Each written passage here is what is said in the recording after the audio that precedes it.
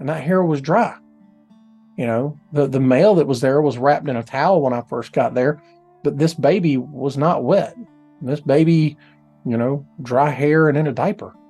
If a baby goes under the water, and granted, this is my rational mind or irrational mind at the moment, but if a baby goes under the water and then, briefly and then stops breathing, who takes the time to put a diaper on it? Of course, I'm thinking about these things, but nothing's really registering. So we're there and we wait for investigators to get to the scene because it's, an incident that involves a child. And the investigators get out there and they start doing their job. And at this point, I'm just glad everybody else is there because I really don't want to do anything now. My brain just keeps flashing back to what I saw, which was this small baby, sitting on this countertop, starting to turn blue and gasping for air, and not even like repeated gasping. It was, it felt like minutes between a gasp of air. So I know this baby's brain was getting starved of oxygen too. So I didn't want to have to deal with anything. I didn't want to talk to anybody. I didn't want to do anything. I didn't want to talk to the guy that was there. No one. I briefed the investigators. I talked with my trainee, and, it was just kind of a sit and wait kind of moment.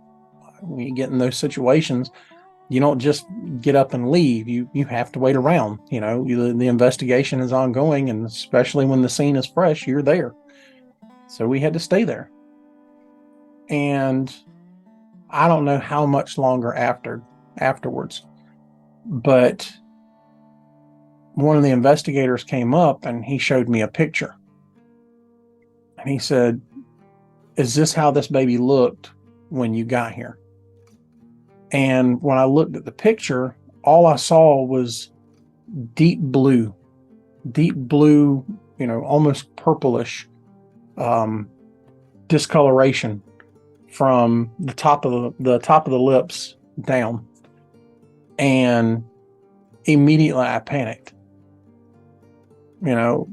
Obviously the baby had started to turn a little bit blue, but it was like the lips. It wasn't much more than the lips. But they're showing me this picture of this baby, and this baby looks like his face from his lips down, to his chin are bruised. And the only thought that goes through my mind is that's not how that baby looked when I got there. And then my brain goes to, you were doing CPR on that child and you had to put your mouth over that child's nose and mouth. Did you do this? Did you just hurt this child more than what it was already having to deal with? And I started to panic because now, all I wanted to do was try to save this baby's life. And then looking at this picture, all I could see was that all I did was hurt this baby. And I remember looking at the investigator going, "Oh my God, did I do that to that child?" And he said, "No, I need you to calm down and look at this picture. Is this how the baby looked when you got here?" No, I need to know, did I do that to that child? He said, "No, you didn't do this to this child. Right now, we're investigating this as a child abuse case." And I kind of stopped.